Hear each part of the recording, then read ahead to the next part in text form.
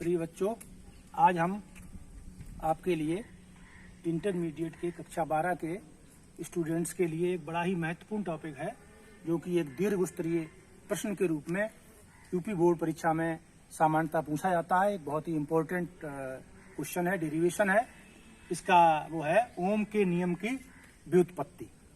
इसको कभी कभी ऐसे पूछते हैं कि मुक्त इलेक्ट्रॉन सिद्धांत से या अनुगमन वेग के सिद्धांत से ओम के नियम की व्युत्पत्ति, डेरिवेशन ऑफ ओम्स लॉ। ठीक है, तो ओम का नियम हम पहले आपको डिफाइन कर चुके हैं, बता चुके हैं। वैद्युत प्रतिरोध भी बता चुके हैं, ओम का नियम भी बता चुके, अनुगमन वेग बता चुके, विद्युत धारा और अनुगमन वेग में संबंध बता चुके।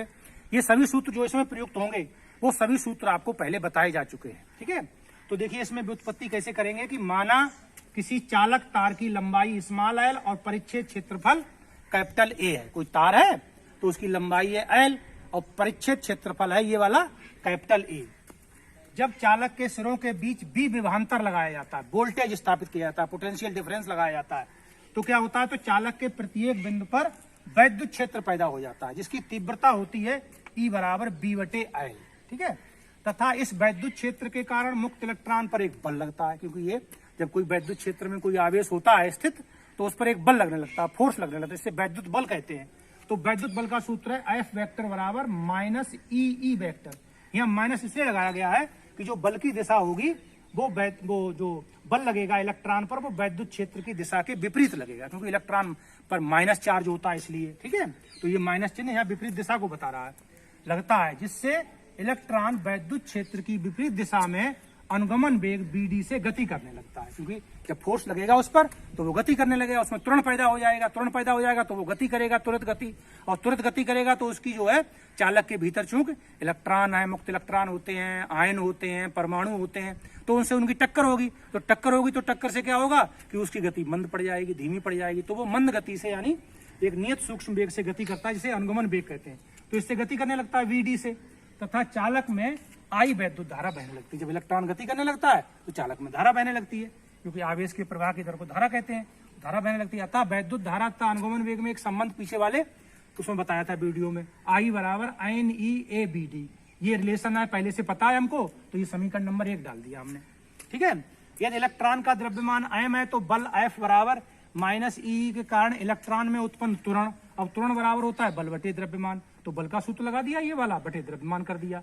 और जबकि वैद्युत क्षेत्र की तीव्रता का सूत्र होता है E बराबर B/L, तो यहाँ E की जगह पे B/L लगा के एक सूत्र और बना दिया, इलेक्ट्रॉन के त्वरण का मान, यहाँ वेक्टर नहीं लगाया, तो EB/ml, ये इसकी वैल्यू हो गई त्वरण की। ठीक है, और त्वरण भी उसी डायरेक्शन में होगा जिस डायरेक्शन में फोर्स है, और फोर्स किधर लग रहा है, वैद्युत क्षेत्र की दिशा के विपरीत लग रहा है। ठीक है बेटा, अब देखिए आगे फिर थोड़ा सा और आगे बढ़ेंगे, यहाँ तक समीकरण 2 डाल दी।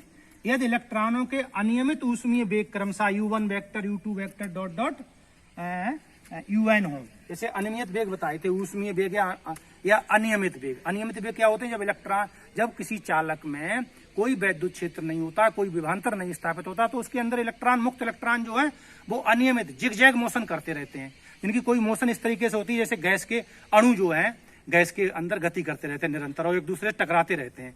तो जो वो वेग होता है वो ऊष्मीय वेग कहलाता है, उसे अनियमित कहते हैं। तो वो U1 U2 और ये है, ये प्रारंभ में इतना वेग उन पर अनियमित वेग यानी ऊष्मीय वेग प्रारंभ में इनिशियली उन पे है।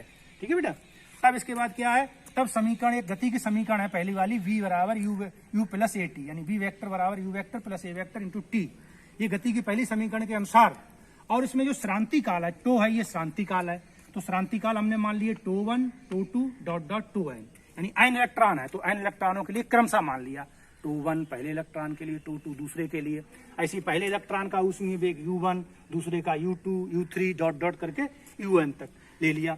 तो इसके उपरांत जो वेग है क्रमशः, अब वेग बढ़ के कितना हो जाएगा, अंतिम वेग वाला सूत्र लगा देंगे, तो पहले का हो जाएगा U1 vector plus A vector τ1, क्योंकि A सबके लिए नियत रहेगा, क्योंकि सब पर एक समान फोर्स लग रहा है, तो A नियत होगा सबका, एक ही लगाएंगे। U2 ये दूसरे वाले का हो जाएगा, ये तीसरे वाले का, ऐसे ये n में वाले का हो जाएगा। तो इन वेगों का जो माध्य है वही अनुगमन वेग है, इन वेगों का माध्य वेग। तो माध्य कैसे निकालेंगे, औसत निकालेंगे। औसत कैसे निकलता है, सब पदों को जोड़ के पदों का योग बटे पदों की संख्या। तो ये BD हमने जो है ये औसत अनुगमन वेग निकाल लिया यहाँ पर। ठीक है, तो इसमें क्या किया हमने कि इसमें 2 पार्ट बना लिए, एक U2 और ये वाले जोड़ के n अलग कर लिया, इनका औसत निकाल लिया और इसका श्रांति काल का औसत अलग निकाल लिया। तो चूंकि सबका जो ऊष्मीय वेग है, टोटल ऊष्मीय वेग सभी इलेक्ट्रॉनों का वो शून्य है, क्योंकि एक इलेक्ट्रॉन इधर से टकराया, एक इधर से टकराया, एक उधर से टकराया, तो कुल मिला के इलेक्ट्रॉनों की जो गति है वो मतलब जो है परिणामी गति शून्य होती है, उन्हें उसी में घूम फिर के रह जाते हैं। तो इसलिए जो है इसकी जो वैल्यू है वो शून्य होती है और इसकी हमने औसत श्रांतिकाल टो मान लिया। तो यहाँ से सूत्र बन गया BD वेक्टर बराबर 0 + A वेक्टर इंटू टो। तो यहाँ पर जो है BD बराबर फिर लिख देंगे, अब A वेक्टर की वैल्यू लगा दी, कहाँ से लगा दी, यहाँ से ये लगा दी, -E वेक्टर टो बटे m। अब इसका जब परिमाण लिखेंगे तो ये माइनस चिन्ह और ये वेक्टर हटा देंगे, तो अतः अनुगमन वेग का परिमाण हो गया BD बराबर E बटे m और ऊपर हो गया टो। तो ये क्या हो गया, ये एक संबंध बन गया। ये संबंध अलग से भी पूछा जा सकता है, यहाँ तक एक संबंध अलग से पूछा जा सकता है कभी कि अनुगमन वेग और श्रांति काल में संबंध बताइए, या अनुगमन वेग और वैद्युत क्षेत्र की तीव्रता में संबंध बताइए। तो ये अनुगमन वेग BD और वैद्युत क्षेत्र की तीव्रता E में संबंध है।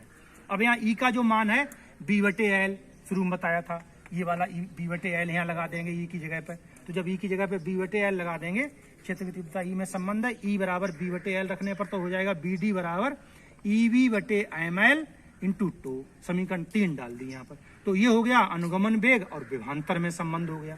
ठीक है, अब ये जो BD की वैल्यू है ये यहाँ समीकरण नंबर 3 से उठा के समीकरण नंबर 1 में लगा देंगे, यहाँ पर इस समीकरण में। तो यहाँ लिखेंगे समीकरण 3 से BD का मान समीकरण 1 में रख देंगे। तो 1 में रखेंगे तो I बराबर NEABD है, BD का ये वाला मान यहाँ पर लगा दिया हमने, सही है, लग गया। तो लगने से क्या हुआ, B तो यहाँ रहने दिया और I यहाँ से उठा के BD के B के बटे में कर लिया और ये कैंची गुणा करके ये इस तरह सूत्र बन जाएगा B/I बराबर ML बटे NE² A इंटू टो। अब इसको आगे लिख दिया नियतांक।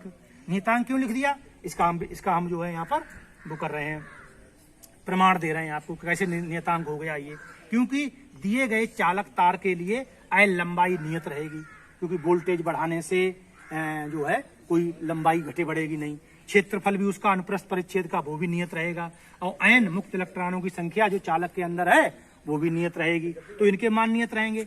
और जो m इलेक्ट्रॉन का द्रव्यमान है और E इलेक्ट्रॉन का आवेश है ये भी नियत रहेगा, ये भी कांस्टेंट है, बदलने वाली चीज नहीं है। और यदि चालक तार का ताप नियत रहे, ताप दाब भौतिक अवस्थाएं जो कि ओम के नियम की कंडीशन है, अगर वो नियत रहेंगे तो श्रांत काल टो भी नियत रहेगा। अतः यदि चालक की भौतिक अवस्थाएं जैसे ताप दाब आदि नियत रहे तब ML बटे NE² A इंटू टो बराबर नियतांक, ये पूरा नियतांक बन जाएगा। तो इसको यहाँ पर लगा देंगे, इसकी जगह पर नियतांक तो हो जाएगा, अर्थात B/I बराबर नियतांक। यही ओम का नियम है। ओम के नियम में क्या बताया था, ये किसी चालक की भौतिक अवस्थाएं जैसे ताप दाब घनत्व आदि ना बदला जाए तो चालक के सिरों पर लगाया गया विभवांतर और उसमें बहने वाली धारा का अनुपात एक नियतांक होता है। तो ये सिद्ध हो गया ओम का नियम, ओम के नियम की व्युत्पत्ति हो गई। और अच्छा, और ये जो नियतांक है ये B/I, इसको आपको पीछे पढ़ा दिया गया है कि ये चालक तार का प्रतिरोध कहलाता है।